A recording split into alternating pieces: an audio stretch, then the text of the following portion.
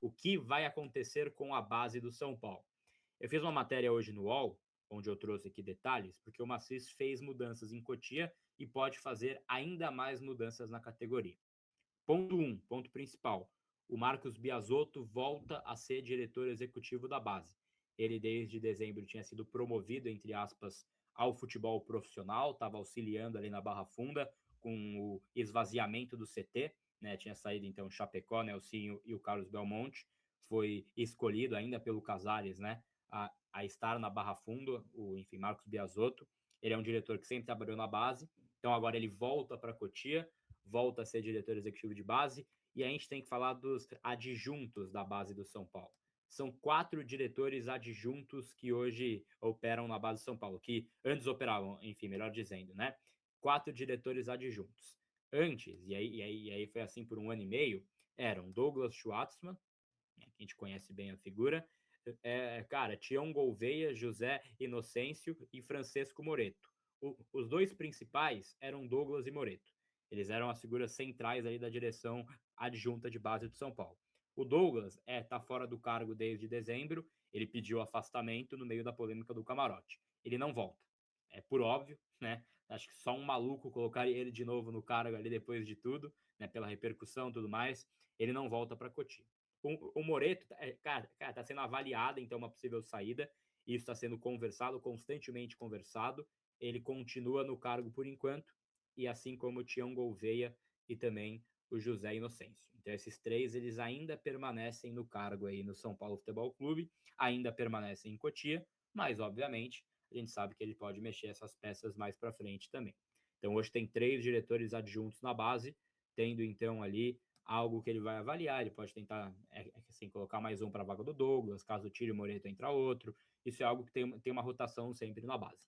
E aí, tem uma outra coisa também, que é uma outra volta, que é do conselheiro José Roberto Canassa, né, que vai para a função de administração do dia a dia de Cotia, né, das questões ali que há um entendimento de que estava meio largado esse setor, e aí agora o Macis coloca o Canassa ali, ele já fez essa função lá em 99 e também em 2017 até 2020, né, até o fim da gestão Leco.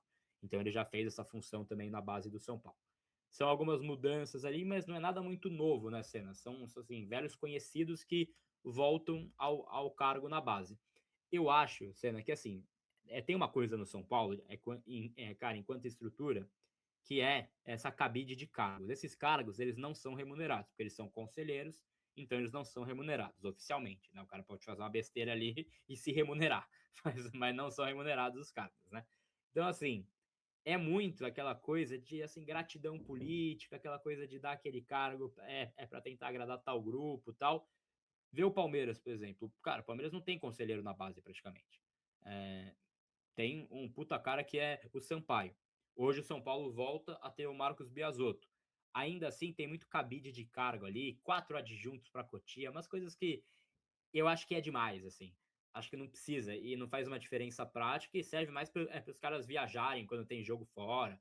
Teve um evento, né, em janeiro, é só São Paulo as coisas acontecem, né? É assim, meio da copinha, com Zabarelli, Cauã Edman, jogadores bons ali inscritos na competição. Aí você perde eles do banco porque o São Paulo vai jogar um, um 7 contra 7 em Frankfurt, acho que foi, né? Foi na Alemanha o torneio, Berlim, não sei. Enfim, foi jogar esse torneio contra um sub-20, não ganha um jogo, não tem exposição de marca, não é transmitido e vai diretor adjunto de base, vulgo conselheiro, viajar. Ou seja, para esses caras é legal pra caramba esse cara, porque eles viajam. Eles têm algumas coisas, eles estão em campo quando o time ganha, aquela coisa bem, sabe, aquela coisa bem São Paulo mesmo. Então acho que isso é algo que ele tem que rever e principalmente pensar nessa direção executiva. Acho importante também, até trouxe esse bastidor no UOL, porque houve um entendimento no São Paulo de que no ano passado, principalmente, o Marcos Biasotto ele foi escanteado por Douglas e Moreto. E aí é uma loucura que isso acontece no São Paulo só, né, muitas vezes.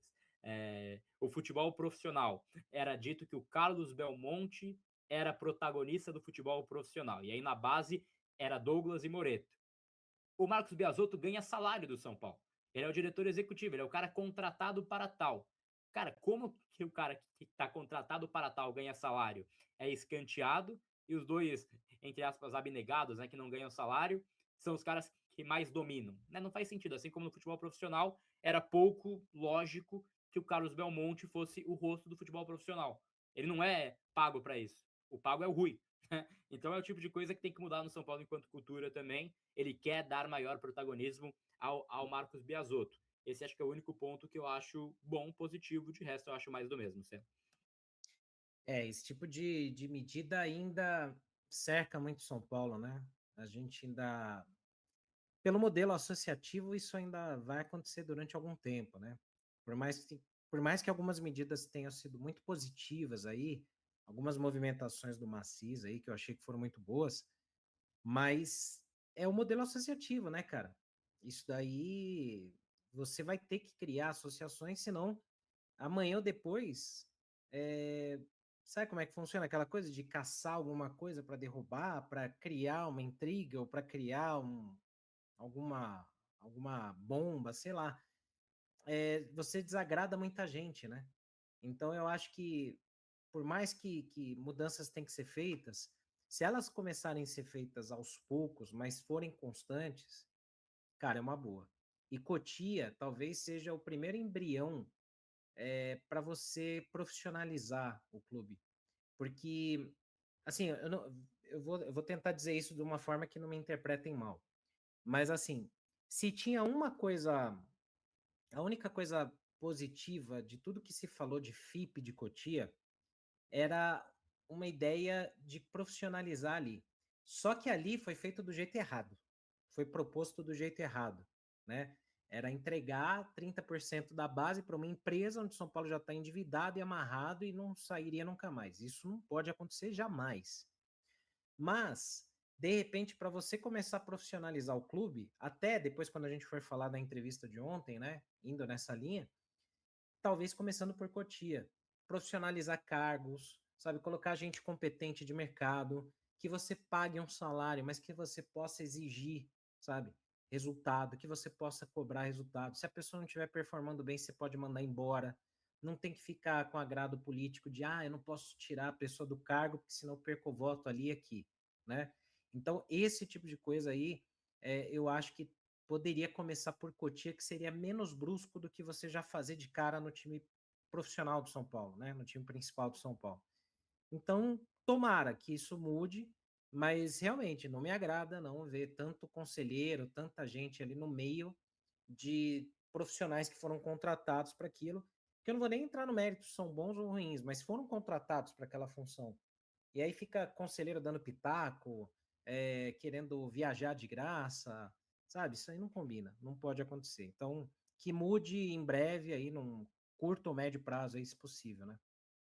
É isso, perfeito. E essa mudança, então, do Macis. E aí, para a gente fechar essas mudanças também, ainda nessa questão de cargos, múltiplos cargos que são distribuídos no São Paulo, ele tomou uma outra medida que foi divulgada no UOL, Valentim Furlan, parceiro do UOL, deu essa informação também, que foi ali nomear ex-opositores do Casares na parte política do São Paulo. Né? Então, 4 caras da antiga oposição vão ganhar cargos na gestão Macis. Miguel Souza, que foi entrevistado aqui pelo Arquibancast, inclusive, né, será diretor adjunto do Social do São Paulo. Dáurio Speranzini e Flávio Marques, né, que foram 2 caras mais ferrenhos ali na luta contra Casares dentro do Conselho do São Paulo. Serão assessores financeiros do São Paulo cara, por fim, o Caio Forjas, né, que também já foi entrevistado aqui, ele, Flávio e o próprio Miguel foram entrevistados, né? Então acho que desses 4 aí, só o Dáurio não foi, pela arquibancada tricolor. Ele vai ser assessor jurídico do São Paulo Futebol Clube. São 4 cargos aí dados a membros da antiga oposição. Cena, de novo, não gosto da forma que hoje o São Paulo opera com tanta cabide de cargo, né, com tantos empregos. E aí vale só a gente assim, mencionar que não é emprego pago. Cara, nenhum desses caras vai ter salário para essas funções. Mas é algo realmente que gera aquela cabide de gratidão que eu particularmente não gosto. Agora, os nomes em si, acho que o Flávio Marques tinha que estar no financeiro em algum momento. Cara, ele é o único cara que vai na reunião do balanço e faz um relatório apontando o que ele acha bom. Assim, pô, isso é o mínimo do conselheiro, sabe? É o básico do básico fazer um relatório. Acho que seria importante. Dáurio, cara, conheço pouco ele, né? Não conheço muito a sua atuação profissional. sei ali, né? Você vai no Google, pesquisa algumas coisas, ele estava no caso Lava Jato, depois o caso foi arquivado, ele é um cara inocentado, né? Então, salvar essa menção também. O Miguel é um cara que esteve na parte política sempre do São Paulo, na parte da oposição, né, no ano passado também.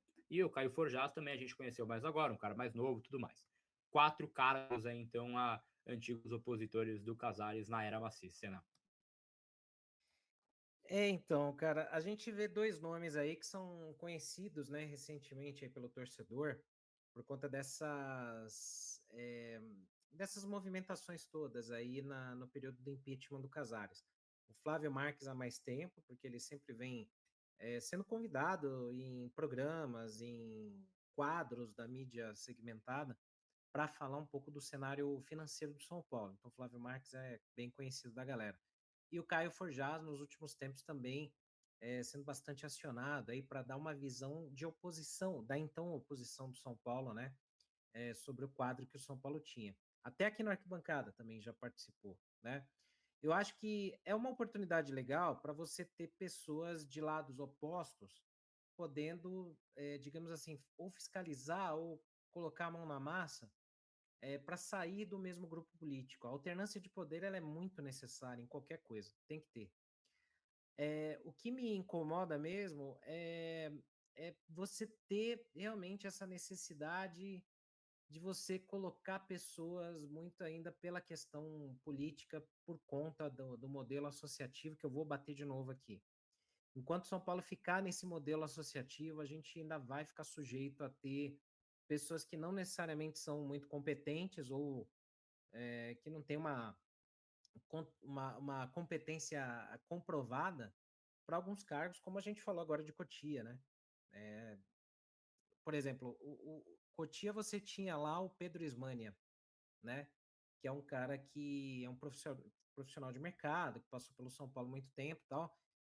Tinha, até onde eu sabia ali, uma relação onde o Ismânia tinha que lidar com conselheiros, né, com pessoas ali, mas ele conseguia fazer essa ponte ali e fazer uma gestão legal.